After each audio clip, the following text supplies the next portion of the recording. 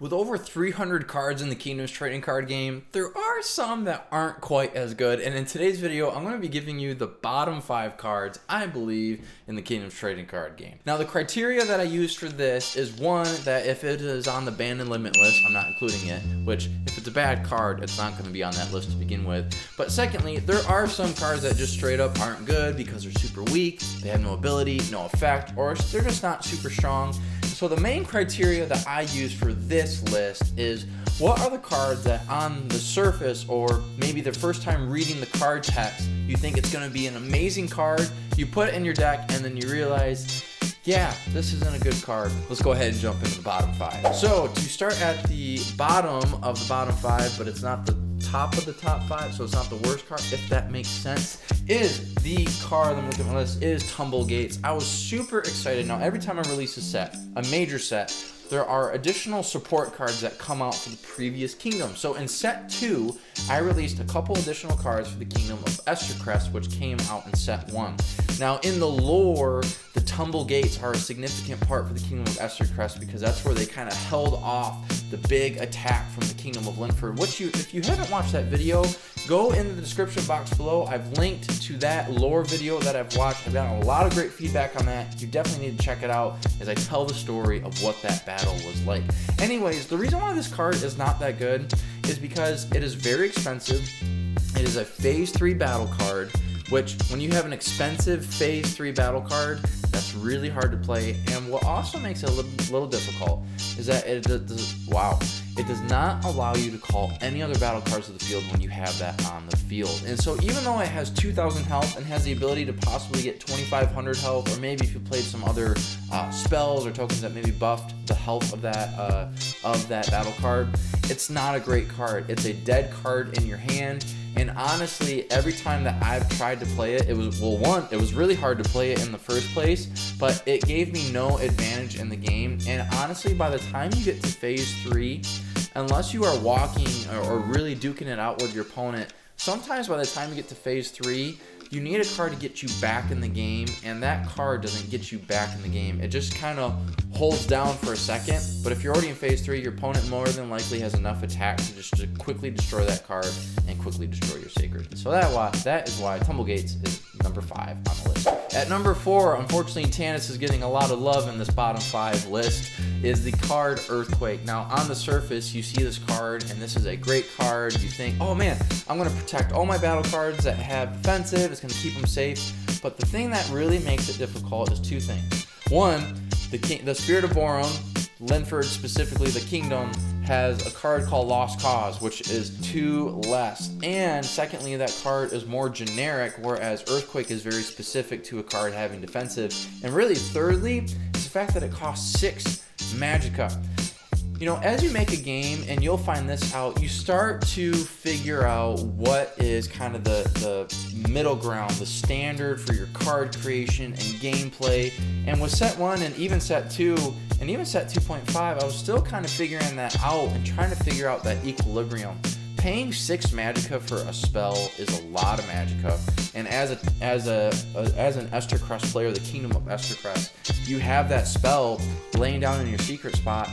But you think, if I play this card, I'm not going to be able to play a battle card. And so, unfortunately, it's just a card that doesn't do what you want it to do very well. So that is why it is number 4. At number 3, I have the card Entertainment Arena. Now, when Kingdoms first came out, I hosted a big tournament. I think there was about 14, 15 people there. And some people were really excited about the idea of Entertainment Arena because they thought, wow, put this in Sacred Phase 1, immediately destroy my opponent's Sacred Phase 1 battle card, and we're both in Phase 2, kind of expediting the game and kind of getting in your opponent's head because, shoot, my first Sacred's been destroyed. And for some people, their first Sacred is their most important Sacred because it's helping them set up for the rest of the game.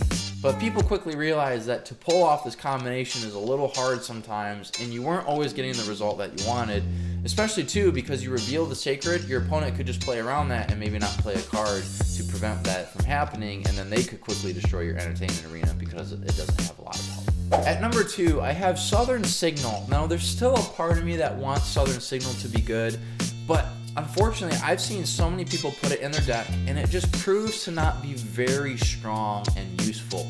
Now, I've seen people get some pretty good combos off of it, but it almost seems that like 1 out of 10 times it does something good. But other than that, one, you have to spend 6 Magicka to even put it out there, so you have to have an additional token or a battle card that gives you additional Magicka to do that in the first place. Secondly, it doesn't even give you a gift bonus, so it's just a dead token essentially in terms of Magicka bonus that is taking up a token slot.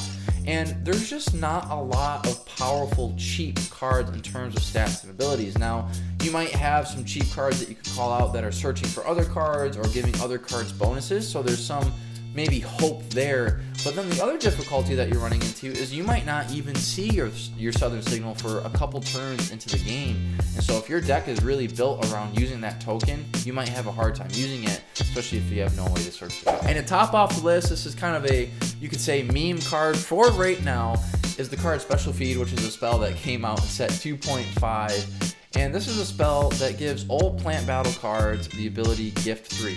Now here's why it's the worst card. There are no battle cards in my game that are plant type battle cards. And so thankfully in set 3 I am coming out with I think 7 or 8 plant type battle cards, so finally this card will be of some use.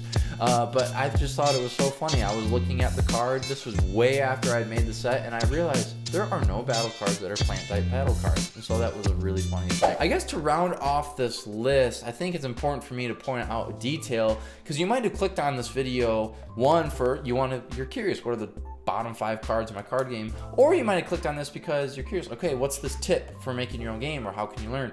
Your first couple sets aren't going to be perfect. Now, we all talk about play testing, and I love to do that as well, but it's hard to do that at a practical level, especially like the amount of money and time that you have to put in that to buying the proxies or making all those. It can just be a little difficult. Now, some of you might have the time to do that, but I don't. And honestly, whenever I get together with my friends and they want to play the game Kingdoms, I want to play with the cards that are ready to go. I don't want to play test. Just because this is a hobby for me. I'm not trying to work out this king so I can sell this major product. But going into set 3, which is going to be coming out soon for my game, I'm feeling really confident with how I've been fine-tuning the process, because after enough gameplay, after making enough cards, you start to realize what that middle ground is, what that equilibrium is of maybe how much cards should cost, or what abilities and effects are broken or unfair, or which ones are just not good enough to even be in the game and people don't even want to use them. So give yourself a little bit of a break. Don't stress about making the perfect set, because it's never going to happen. And plus 2, there's always going to be people out there that find ways to break your game as well, as they have done with mine, which is why I had to create a ban and limit list, as all people do that make trading card games. Whatever time of the day that you're watching this video, I hope you have a good rest of your day, evening, or night.